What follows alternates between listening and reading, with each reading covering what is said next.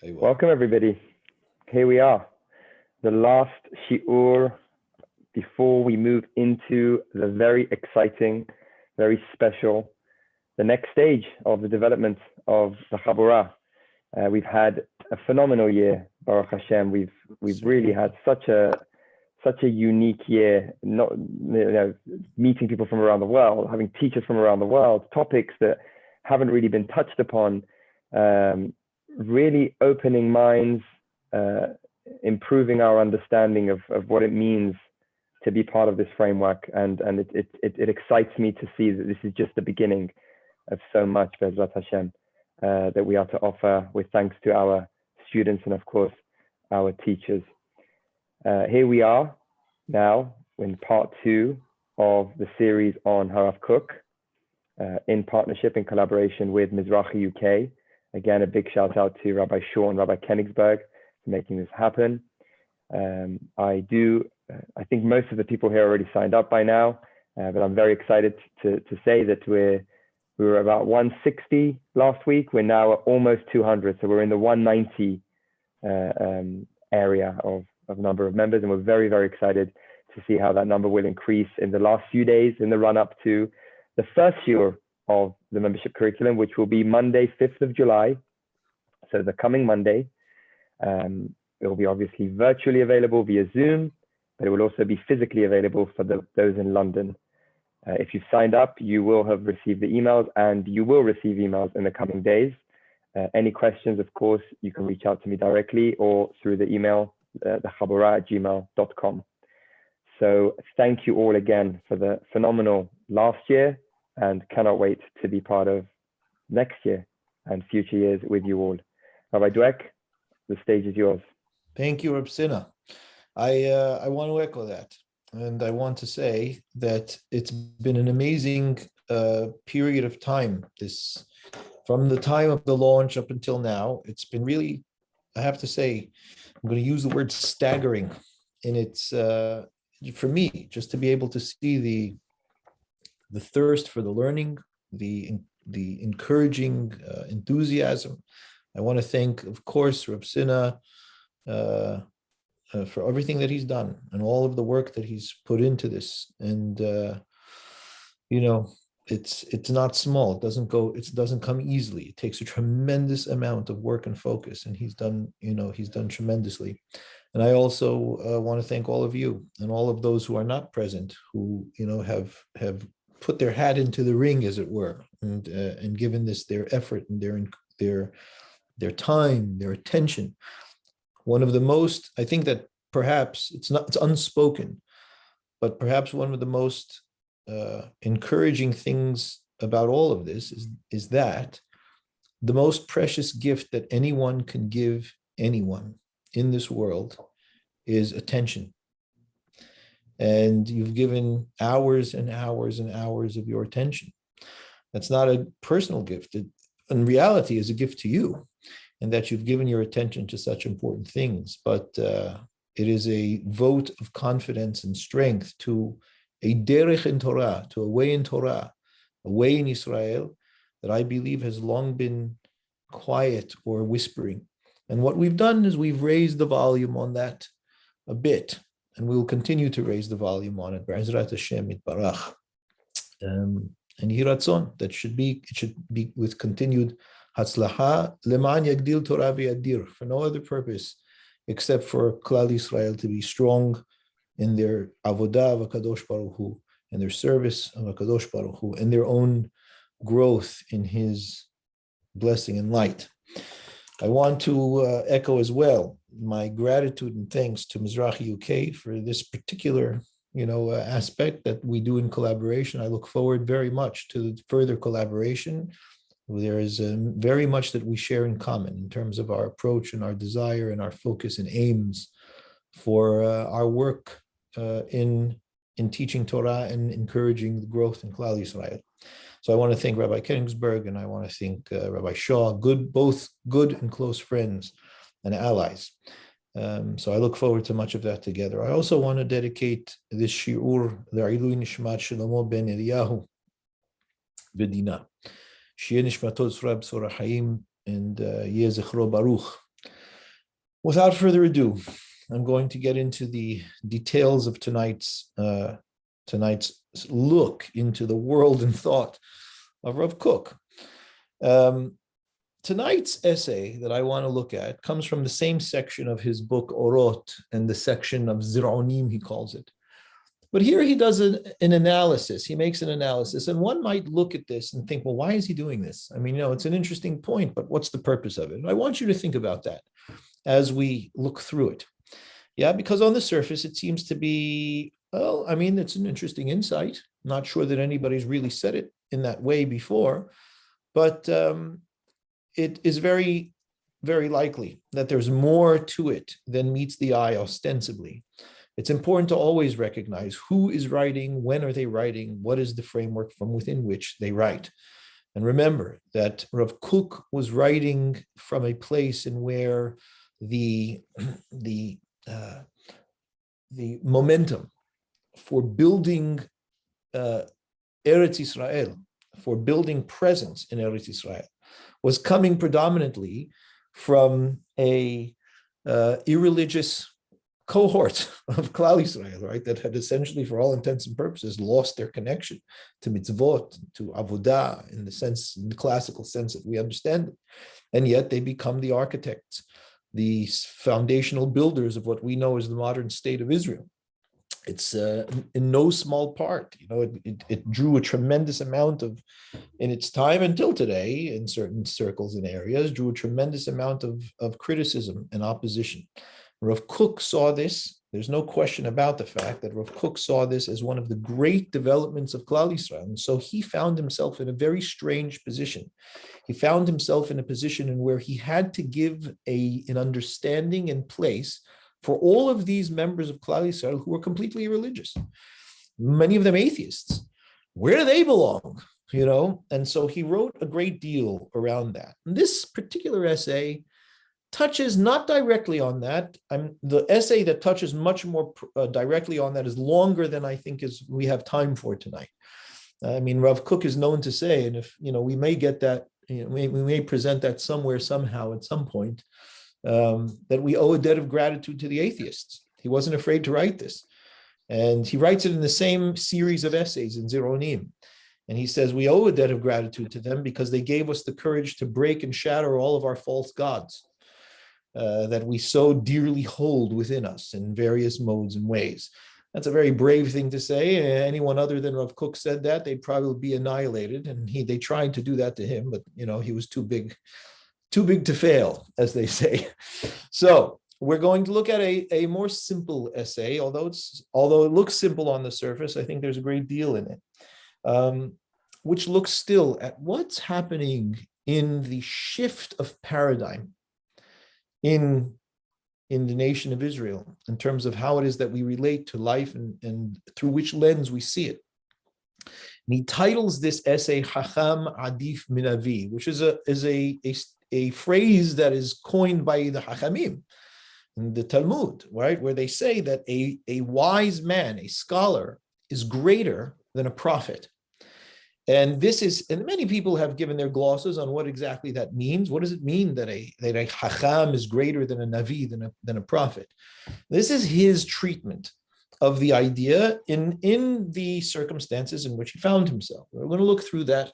Again, I remind you, if you were with me the first time that we read of Kook, his language it's quite unique, right? He's writing in Hebrew. He's writing very sophisticated and nuanced ideas in an old and poor language. But he does it very interestingly. So we're going to have to get used to the awkwardness of his lashon, right, of his language. I'm going to do the best that I can to kind of help you through that. Although even for me, it's awkward at times. I have to orient my mind to Rav Kook speak in order to be able to get through his language and dialogue. So let's have a look at it. I'm going to share the screen and show the text. Yeah, I hope everybody can see. And this is called Hakham Adif Minavi. And he starts very simply saying, Benoheg Shaba'olam. It is the custom of the world, right? Meaning it is the way of the world. Hamshorerim, Hamelitzim, the poets, and the imagining individuals, those who give over parable, right? So the ones who speak in terms of fairy tales, or who speak in terms of parables, or who speak in terms of fables and poetry, what do? What they do is mita'arim yafeh et hadrat ha'hayim bichlal. They do a phenomenal job of describing the splendor and beauty of life in general, right? They talk about all aspects of the world, of life experience, of all various aspects of our awareness and experience of life. It kol pinotehem hayafot. They talk about all of the various corners and aspects that are beautiful in life. Right? Especially where they do this in a way that is extremely strong in terms of its flow, right? What is the flow of life? Where things move, and how it is that the dew of life, that's literally what Tal Hayim means, how it manifests in so broad and encompassing a way. Hem yod'im gam lehatzig לראות את הקיעור הכללי של הקלקולים שבחיים ולמחות נגדם בכל תוקף. Not only do they talk about the positive, beautiful things, they talk about the negative things very well. They talk about the ugliness of life. They talk about the dark parts of life. They talk about evil even. And they do a very good job in terms of rejecting it, or in terms of putting it in its place, and all of their power, right? With their skill and talent of poetry, of artistry, and putting things out in that way. But then he makes an observation, and he says these poets, these artists, these writers and so on, they do a wonderful job of painting the picture in their various modes of these elements of life, sometimes in exquisite ways, sometimes in harrowing ways. They bring to us experience like no other. But there's one thing that he claims they're lacking. What are they lacking? Lahdor letoch tocham shel kol hagormim hapratiyim. But to get down and delve into the details of the mechanisms that create these things that they're putting out to us, the specific modes and mechanics that present these things, you talk about the beauty of life and what these things do to the beauty of life. What are the inner mechanics that make it beautiful? Those are things that nobody likes to talk about, right? You never want, it's like there's a Nassim Taleb. I don't know if you guys are aware. First of all, I don't know if you're aware of him, Nassim Nicholas Taleb. He's an important author and thinker. So he wrote The Black Swan, and he wrote Fooled by Randomness. I highly recommend his books, for various reasons. But in any case, he has one very thin book of Mishleh, right? Which Mishleh simply means Proverbs. He wrote his own Proverbs. They're phenomenal. They're beautiful Proverbs. They're great and insightful Proverbs. And it's called the Bed of Procustus, which there's a whole, mythology around the bed of Procustus, that he would invite people to his home, and if they didn't fit in the bed, he would either cut off their legs and their head in order to be able to fit them in the bed appropriately.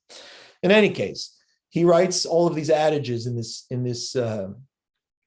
parables, in these proverbs. And one of the things that he says is, if you want to annoy a poet, explain his poetry. Right? Why? Why does that annoy a poet? Of course it annoys a poet, because a poet doesn't want the wiring of the poetry to be pulled apart, because then you lose the poetry. And what Rav Kook essentially is saying is, there are people who write poetry, and then there are people who explain why poetry is poetry. The poets don't like to explain why poetry is poetry. They simply like to write the poetry, and they want you to experience the poetry as it is. A painter wants to paint his image, and you experience the painting as it is. Who comes along and looks at the painting or looks at the poetry and starts to question, why does the painting do what it does to us?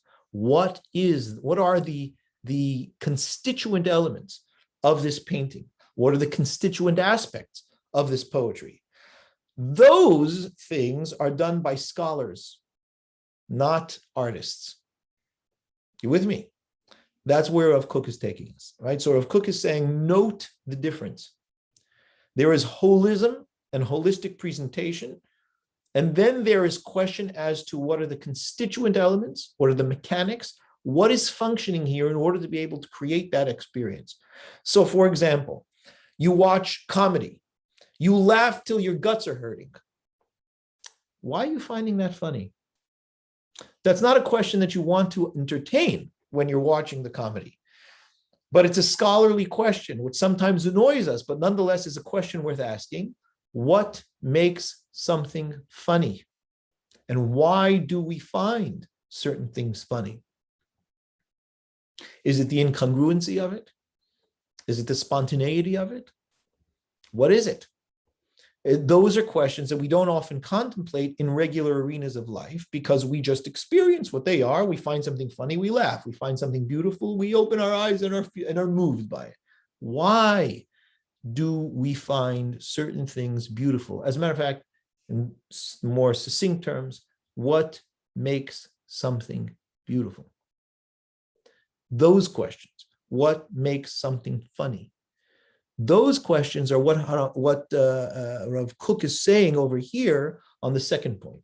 He's saying, Lahdor letoch tocham shel kol hagormim hapratiyim. What are the causes, the detailed elements? When you pull the holistic experiential elements apart, what's in the wiring that affects us that way? So this is a very important question that he's asking. And he's saying, yes, so you say, what is a good life? X, Y, and Z is a good life. Or for my British people, X, Y, and Z is a good life.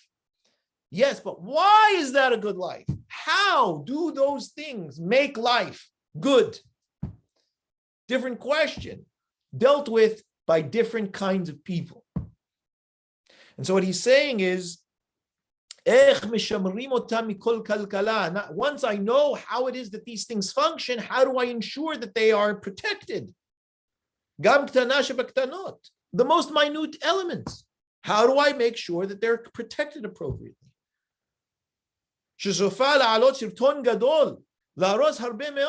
don't take care of these detailed mechanics or these constituent elements that nobody really pays attention to, what will happen is if they go wrong, they will end up having effect on the entirety. Those questions, it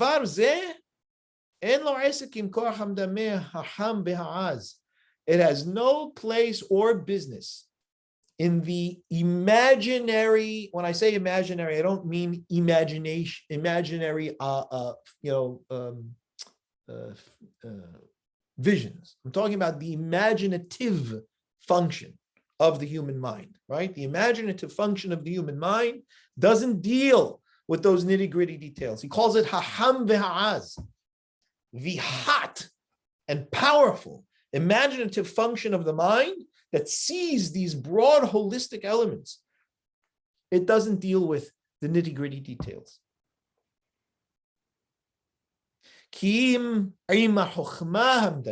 What deals with those details? Scholarship, scrutinizing, explorative scholarship, wisdom. You with me? I can't see any of you, but I hope you are.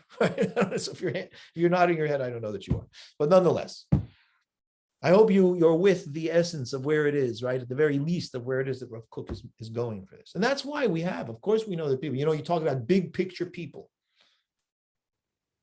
And then you have people that deal with the nitty-gritty nuts and bolts of things. And both are not necessarily able to do what the other is. And what Rav Kook is pointing out over here is that these are two different disciplines that don't really work as one. Well, who deals with the nitty-gritty details? Not of the beauty and holism of life, but rather the functions and mechanics of human life? Well, that's the work of the Rofim, the doctors, the physicians, Achaschanim, Hamodidim, the people that are frugal, economic, that weigh carefully all of the elements of life. How does the economy work? How is it that we make sure to maximize the resources that we have? Hashoftim, the judges that have to deal with the minutia of law that keeps a society together. And then another way that you experience this, when you tour a city, it's a wonderful way of experiencing this.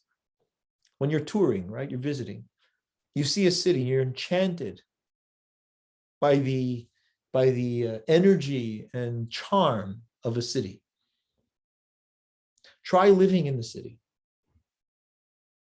Try having to pay the water bill and get your, the trash taken in the right times. Try figuring out transportation and where you're going to raise your children. That's a whole different story, isn't it? Touring is one thing. Getting stuck in the nitty-gritty deals. So it's like, people who move to Israel. Not that I'm negating in any way people moving to Israel. Kol hakavod, everybody should if you can. But people tend, when people talk to me about it, they tend to have these idealistic ideas of living in Israel. They don't always realize that they're going to have to read their phone bill or their internet bill in Hebrew and have to deal with the mentality of Israeli society and how they do things. Those things don't come up. That's why I also say to people in a different but similar way, people say, oh, the world, it's going to hell in a handbasket. Oh my gosh, what a disaster. Things have never been so bad. That's a bunch of nonsense. Rubbish, as we say here. The world has never been better. You are right now living in the very best times. And the way to test that is to genuinely consider very carefully, if I were to give you the opportunity, the genuine, real opportunity to go back 50 years, 20 years, not to visit, not to see it as an observer, to stay there, would you? The likelihood is not. And if you say yes, well, we'd have to have a discussion on that to really pull it apart and see if that's what you think. It's very different to see things in broad strokes than to understand the mechanics and underpinnings of all of it. And he's saying there's one thing that artists do, that those who have high imaginative faculty, right? Not that they live in their imagination, but they have the faculty to be able to see the poetry in all things, the wholeness, holistic presentation and experiential fullness of all things. And then there are those who delve into the why and how of those things. Those are done by the doctors, the economists, the judges, v'chol hachamim ha'ma'asiyim, and all of the practical thinkers in the world. Then he says, in 2 words, now I want to take you lemala mizeh. Let's go up a level. And when he says up a level, he means in holiness, not necessarily in function. What he's done in the opening paragraph, he's presented to you the concept so that he can give you the next point from a Torah perspective. So what he does is he takes this concept, which is he could say the opening paragraph in any, secular university, and they would get what he's talking about. They may argue with what he's talking about, but they get what he's talking about. So he's presenting a concept in the first paragraph. He uses that concept to address this Navi Hakham issue. And he says, prophecy, ראתה את זרם הכלכלה הגדולה של עבודה זרה בישראל, ומחתה נגדו בכל עוז. Says, what did prophecy do? Right, the prophets. Now, it's important to understand, he doesn't say this explicitly, but anybody who's aware of how HaRambam talks about prophecy in the Moreh Nebuchim knows that he talks about the fact that the prophecy runs in, uses, for lack of a better term, the imaginative faculty of the human brain to manifest in the human mind. Right? In other words, if a human being didn't have or doesn't have imaginative capacity, Nivuah doesn't roll well with that person, right? So he's using parallels to this. So he says, look, what did the Nevi'im do? the majority of their function, right? If you look at, if the grand total net message from the Nebi'im was, don't do Avodah Zarah. That was the majority of it. They smashed Avodah Zarah in every way that they could. B'chol oz, with all of their strength. That's all they spoke about, for the most part, right? And they spoke about Hadrat Noam Adonai Echad Elohav. They spoke about the great beauty and splendor and oneness of our God. V'trael b'chol yofi.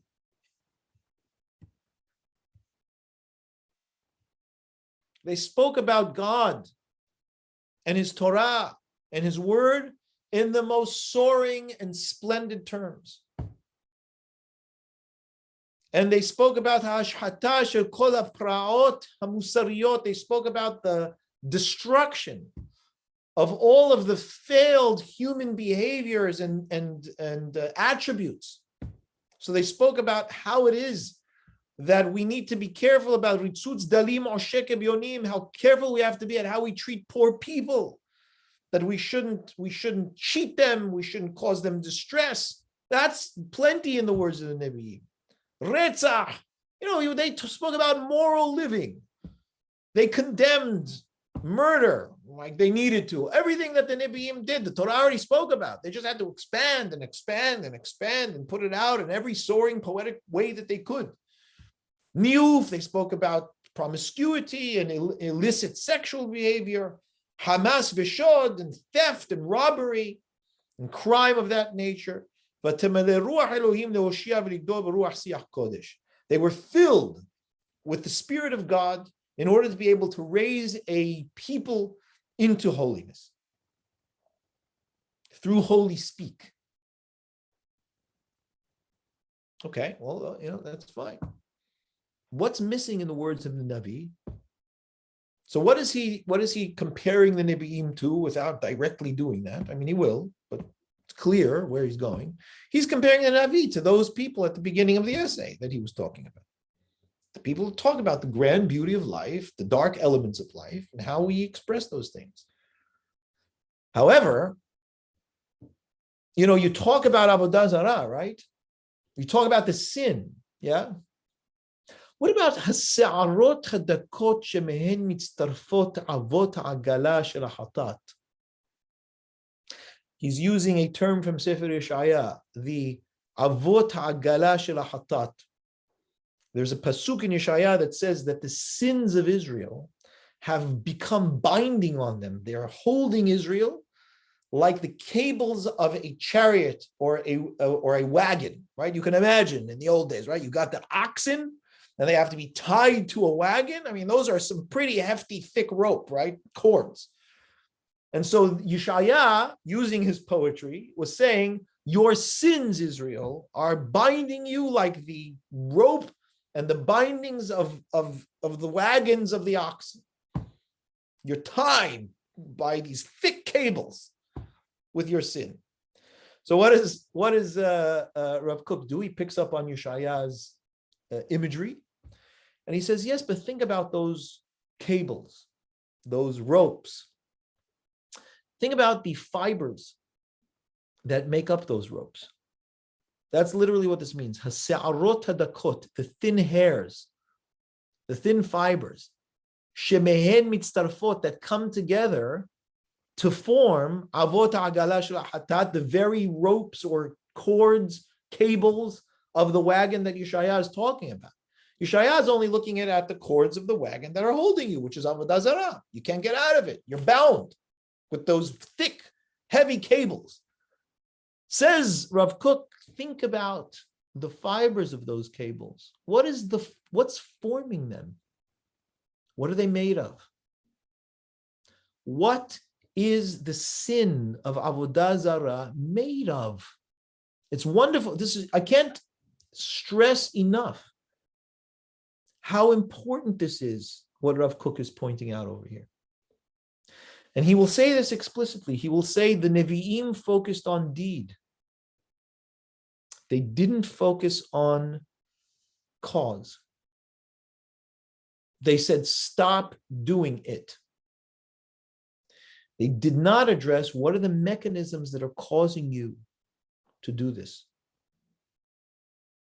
which he refers to as the fibers of the cables of the wagons. Or, in another image, Gidea Hayim Hadakim, the capillaries that allow for the thick blood, the blood that runs through the thick veins to manifest in all aspects of the body. What about the capillaries, the thin capillaries,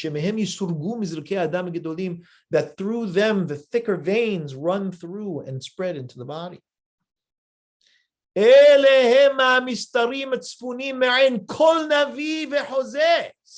Rav Kook. Those things, those constituent elements, those things are completely lost. They are hidden from the eye of every prophet and seer. Now, he doesn't say that they know about them or they see them, don't speak about them. He says they're hidden from the eye of the Navi. The Navi is not even focusing on them. That is, I can't even stress how powerful a statement that is and how brave a statement that is. I mean, he's saying this about the Nevi'im of Israel. He's saying something fundamental about the mindset and perspective of a prophet. I hope you're with me. HaMitzvot HaMa'asiyot Kulam. So then he goes and he says, look, this is important to realize. You read through all of the Navi. Do you ever see the Nevi'im saying, hey, you know something? You guys aren't putting on tefillin. You ever see them say, I wish you were eating kosher a little bit more often. Maybe you should be more careful. Tzitzit, all of the contemporary things that, modern religious orthodoxy deals with is not found in any of the Nevi'im. Now, you say, does that mean we shouldn't be concerned with them? So Rav Kook says, HaMitzvot HaMa'asiyot Kulanu Pratei Hilchotehen. The mitzvot, the practical, active mitzvot, and all of the details of their law, Bechol diukam nimratz, with all of their precision and pinpointed details, one after the other.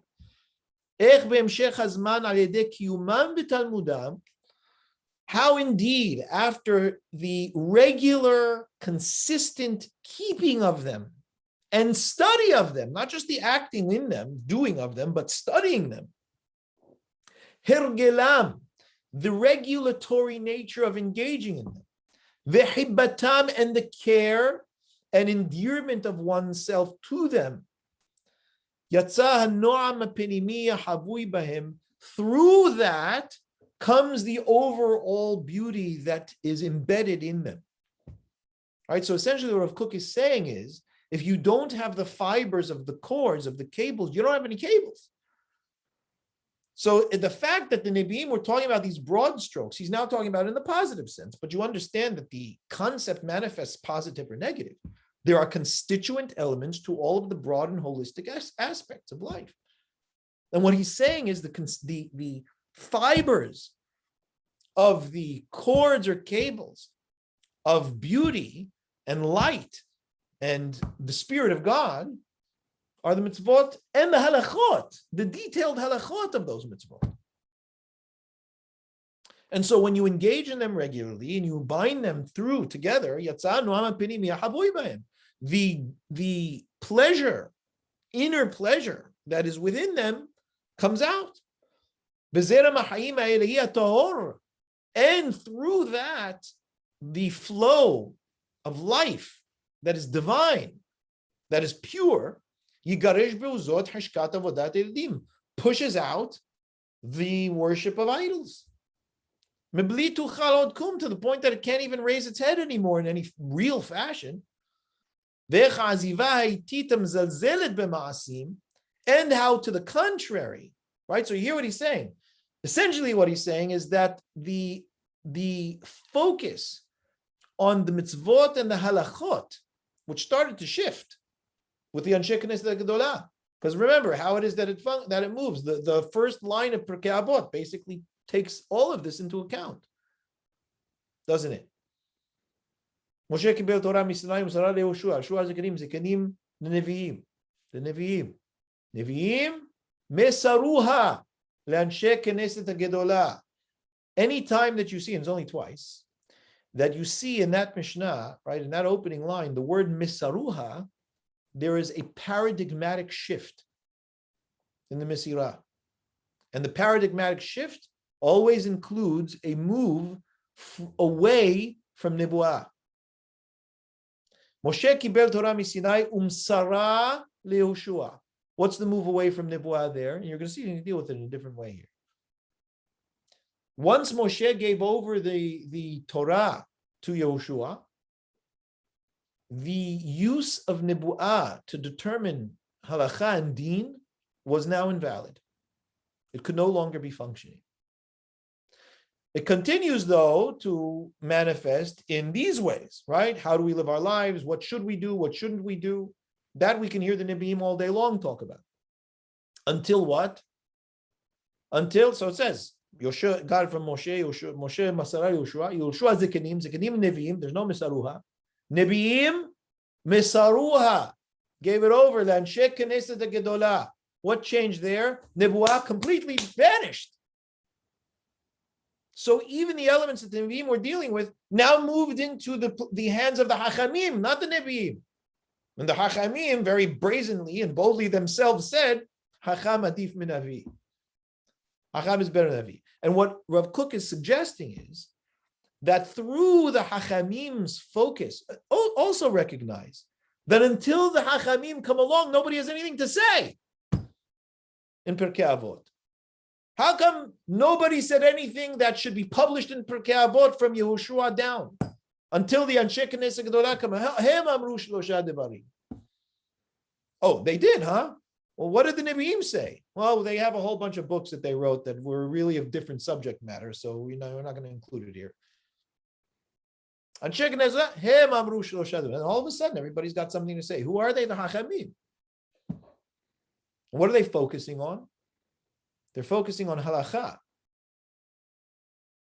Nevi'im never spoke about halakha, ever. They did. They spoke about deed and deen.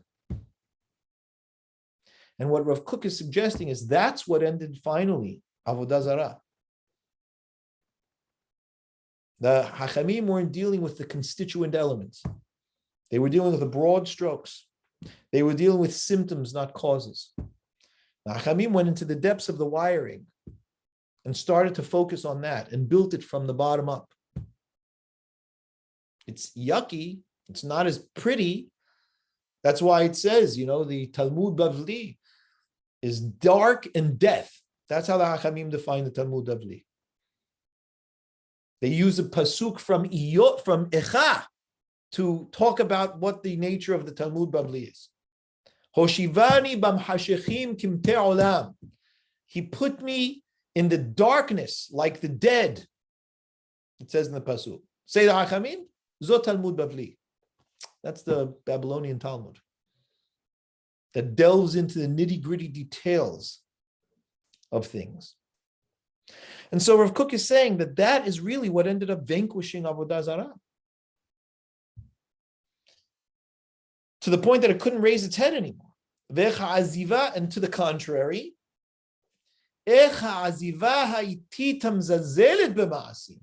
how the slow regression and the belittling of deed, of behavior, and their details, opens a path of destruction. Because the fibers that hold, that create or that make up the cables disintegrate. And therefore all of the vessels that are meant to hold the spirit of the divine, and for that matter, the very musings and creative drive of the human being, when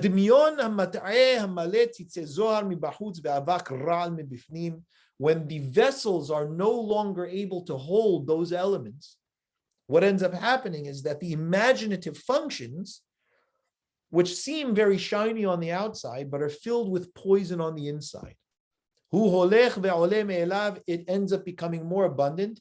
And we know what ends up happening when imaginative functions do not have conduits and vessels within which it can work. It can entertain every possible non-reality. And we have the ability as human beings to live very strongly in the non-realities that we conjure up in our minds as though they are realities. This point, right, these elements, the ma'asim, the halachot, the behaviors, the actions, that wasn't given to Nibu'ah at all. That wasn't part of prophecy. The only prophecy that held both the imaginative aspects and the nitty-gritty details was the Nibu'ah of Moshe Rabbeinu. And that HaRambam says was a completely different mode of Nibu'ah, not just in terms of the principles. When he talks about the Nebi'im having a Nibu'ah that rides in the imaginative function, he makes sure to delineate Moshe Rabbeinu's Nibu'ah that didn't run in the imaginative function. He says that only functions in the Nibu'ah shel Aspakalaria she'ena meira, the Nibu'ah that looks at the image or the mirror that is cloudy, which is all other Nebi'im other than Moshe Rabbeinu. Omnam, Natan Nibu'ato shel Moshe, ota Nibu'ah shel Peh el Peh.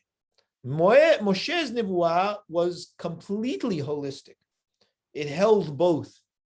The Nibu'ah of Peh el Peh, the Aspakalaria meira, a clear image.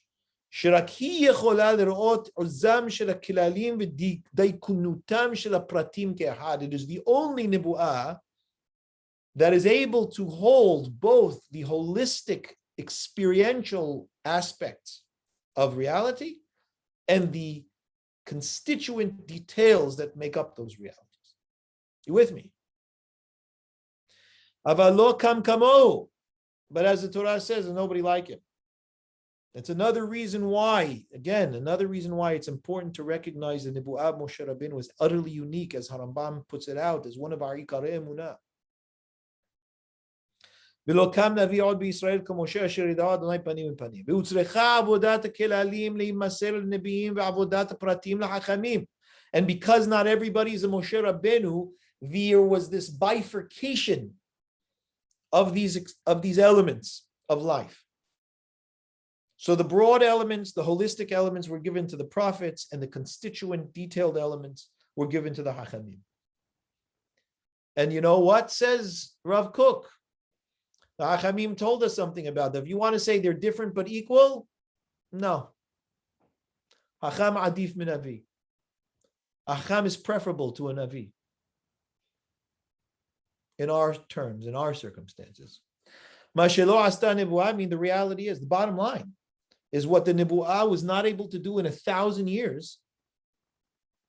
With all of its artillery and arsenal and weaponry that it tried to use in order to be able to eradicate Avodah Zarah from Israel, and to remove all kinds of crime from the people, murder and illicit and licentiousness, running after all kinds of bribes and personal one-upmanship. What they couldn't do, the Hachamim did by expanding Torah, by delving into and unpacking Torah. How did they do it? B'ha'amidat talmidim, by establishing students, by teaching it in mass and vast gatherings. B'shinun hachukim, in repeating over and over again the principles and the details of the law, betoldet to him, and their developments. As it says, halichot olamno, the ways of the world are his. Al tikre halichot, the ways or the walkings, and halachot. Read it, it's the halachot that bring the world to a person. Why is he writing this? He's writing this whether it's to himself or to those who read it, in response to the relinquishing of, for lack of a better term, religious practice. So what ended up happening is, after a long time, he says that listen to this very interesting point. He says the reason why prophecy left was because the Hachamim did it better. He's not saying that the prophecy left because it was time for prophecy to go. He's saying it became obsolete. It just wasn't working. After a long period of time, the work of the Hachamim overpowered the work of the Nebi'im. That's literally what it means. So the Nebuah went away. Days, extended, expanded, went on. And the principle, now this is very important because he says, but what ended up happening after that? He said, because the Hachamim were spending so much time on the details, the principles started to get shaky.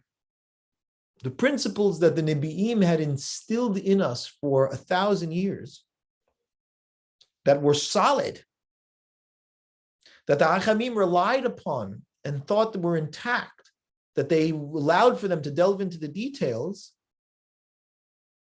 those principles started to teeter and destabilize because of the immense focus on the details. They became absorbed into the details and were no longer seen on the outside. So where are we now? He doesn't continue. Now he just jumps to Mashiach time, right? Where are we now? Right here, see between this period and this opening sentence, this little gap over here, this is, you are here.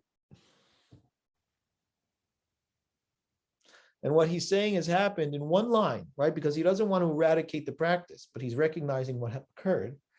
He says in one line, we have lost the forest for the trees.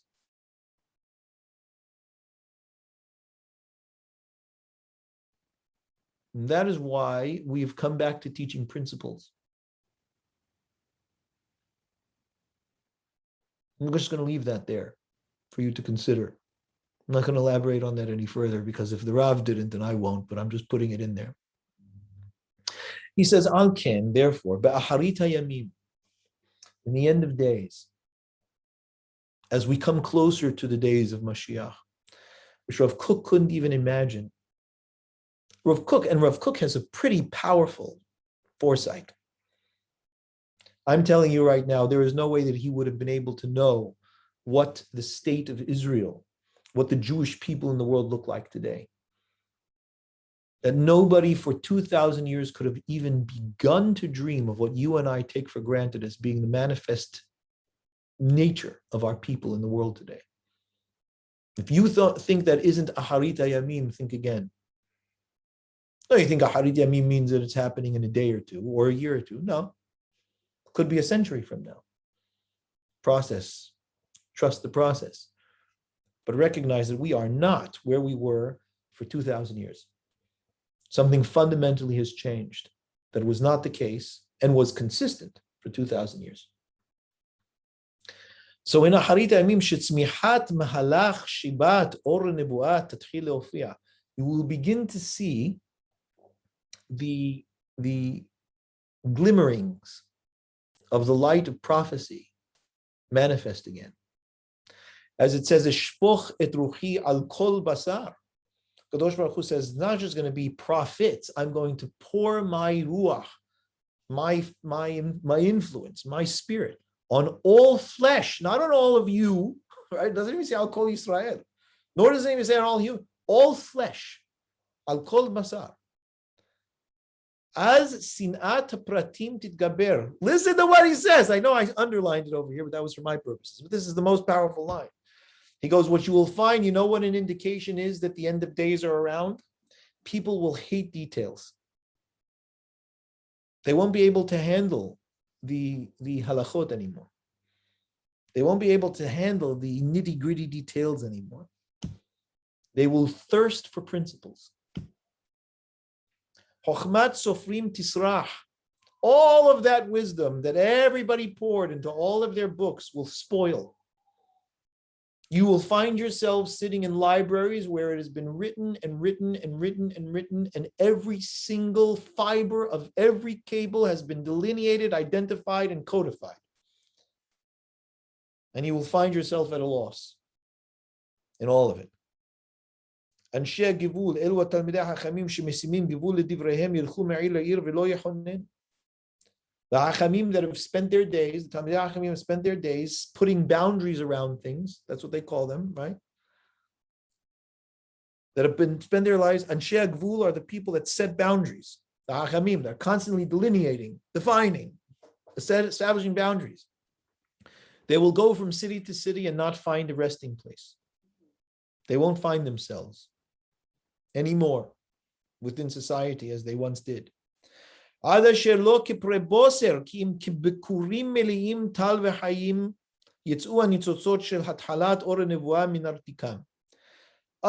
the point, not like unripe fruits, but like bikurim, like the very first fruits, with all of its excitement. The sparks of prophecy will manifest again and emerge from their sheath that they were held in. Now, I understand this is very poetic, but remember, then in the Andalusia, there were a lot of poets. I'll just say, people thought in poetic terms.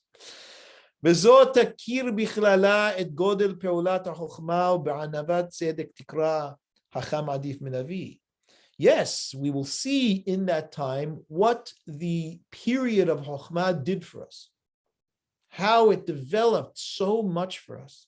And we will recognize that Hakham adif min Navi.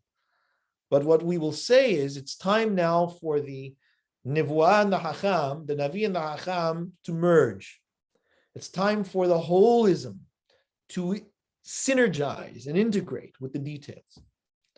Hesed ve'emet nifgashu, tzedek ve'shalom nashaku. That the righteousness and the peace should kiss each other. Righteousness means the judgment, the tzedek, and the peace, the holism, the shlemut of shalom. Those things should come together. Emet me'eretz titzmach, truth should flourish and sprout from the earth. V'tzedek mishamayim nishkaf, and from the heavens righteousness should come down. You see the imagery. These are psukim. He's not writing this. These are psukim. He's just quoting the psukim. Gam Adonai iten tov ve'artzenu titeni bula. God will give the good, and our earth will give its produce. Right? So he's talking about these heaven-earth interactions, kissing, connecting, synergizing. V'nishmato shel Moshe, and in that time, when that is ripe and ready, when the heaven and earth kisses and connects, the soul of Moshe tashuv le'ofia ba'alam, the soul of Moshe will manifest once again in the world. So yes, highly poetic, but nonetheless, if you hear what I hear in his words, extremely pertinent and important as a lens for us to be able to have a sense of understanding of where we are and what's been going on. Yes, it's the perspective of Rav Kook, but nonetheless something that is quite well thought and which makes sense. And he's giving it framework for us to be able to have a sense that this is not just all a bunch of crazy nonsense that's going on, but there is a development of it. There is an interesting, method to the madness, if you will, in terms of what it is that we're dealing with. So there you are. That's Rav Kook for today. I think that we're done with Rav Kook for a while. It's nice tasters, right, of who he is and what he's doing. But yeah. Thank you, Rav.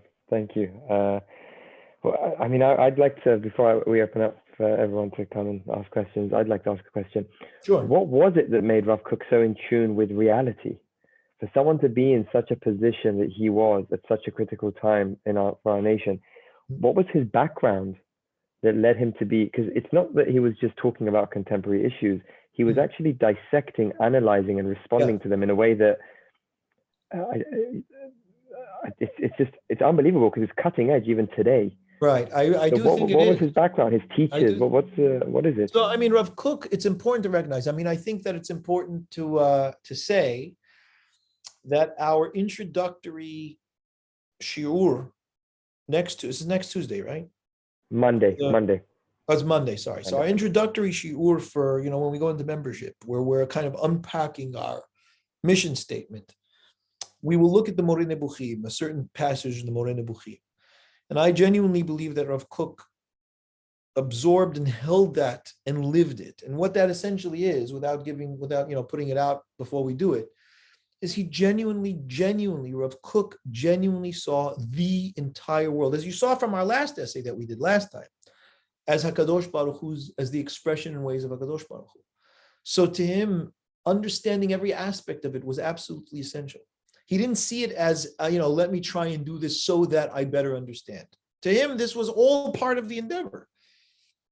So it's important. I mean, if you really want to see it, he has, I feel bad about it because they published his diary, which I feel probably was never meant to be published, because he really does pour his heart out into this thing and talk about his own inner feelings and inner emotions and the ups and downs that he went through. And, he felt at times that, he needed to do more halakha. He wasn't spending enough time in halakha. He needed to study this and do that. But he was an individual that genuinely, in the most basic sense, I could say to you, he truly believed that the understanding in every aspect of the world in which he lived was his connection to God. And he loved God. He really had a fiery soul, and where to him, the most important thing to him at all times, every time, every day, was to connect to God in the deepest way that he could. But he believed that this was his way. So, look, he was a brilliant man. There's nothing to say, he was, and it is cutting edge till today. But he kind of got it. He made it his business. But he also, because of his love of God, and I'll finish with this, he had the most immense love for the Jewish people. Every one of them. Every one of them.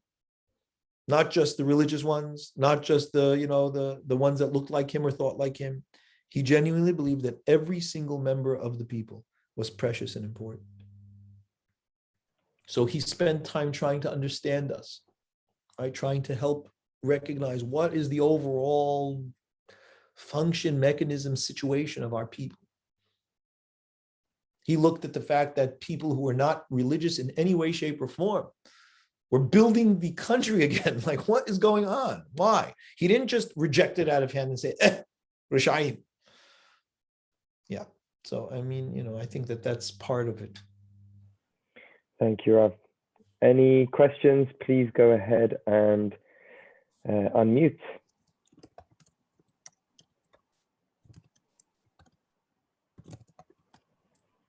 Doesn't look like we have any questions.